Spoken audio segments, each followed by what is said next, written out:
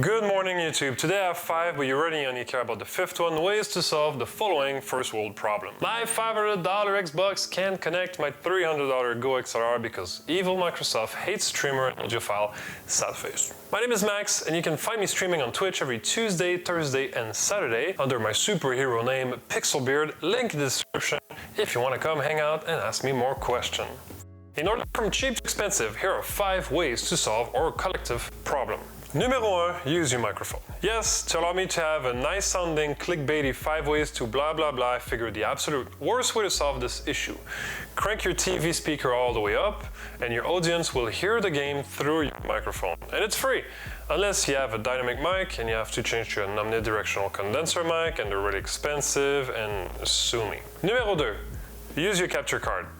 Most capture cards record both video and audio. Go into OBS, make sure the capture card is configured properly in the source property, then go to Advanced Audio Property, check your capture card in your streaming audio channel, check mark, and select Monitor and Output. The specific solution is using your already existing equipment but has a couple of drawbacks.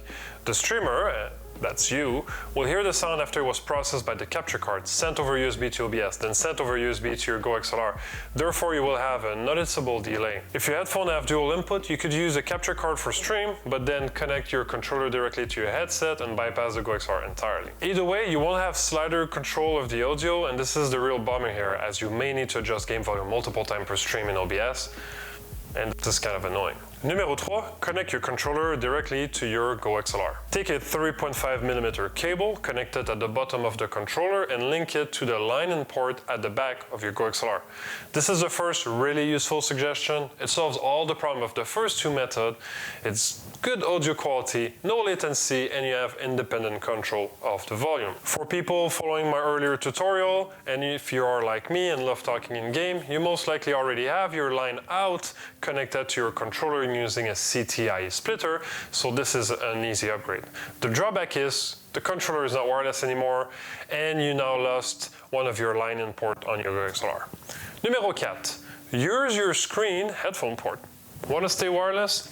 You can just patch your GOXLR directly into your monitor headphone port. This works if you are using HDMI. This gives you a relatively clean audio signal coming from your console all the way to your screen and now in your GOXLR.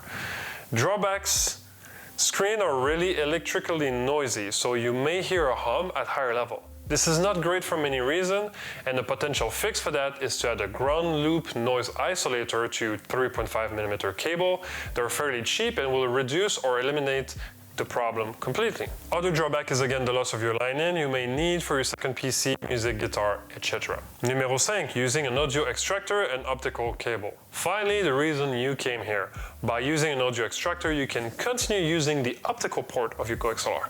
This box will connect to the HDMI cable between your console and your screen and extract a copy of the sound to send over fiber.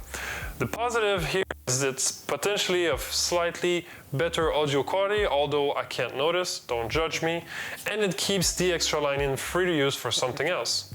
It's the same audio latency as 3.5mm, basically zero. The negative of this solution are it's expensive. Extractor goes from as little as $30 all the way to NASA level stupidity, plus you need an extra decent HDMI cable. Compatibility: there is currently no HDMI 2.1 extractor available on the market, therefore you will lose the ability to do 120 FPS, 8K, etc.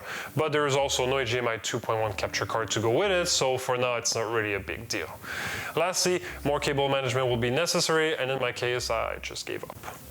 Important: when shopping for your audio extractor, look for the following spec: HDMI 2.0, 4K 60 FPS, and 444 chroma subsampling. If it does not support 444 and 4K 60, you are buying extra problem in the future if you want to maybe upgrade to 4K streaming or just get a better gaming monitor.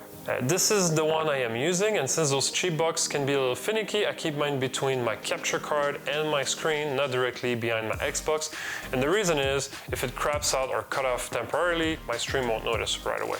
This one has various settings, and for me 11111, aka default, is passing everything through just fine, but your mileage may vary. Alright, that was it for me today. I hope this was helpful, and as always, leave a comment and subscribe.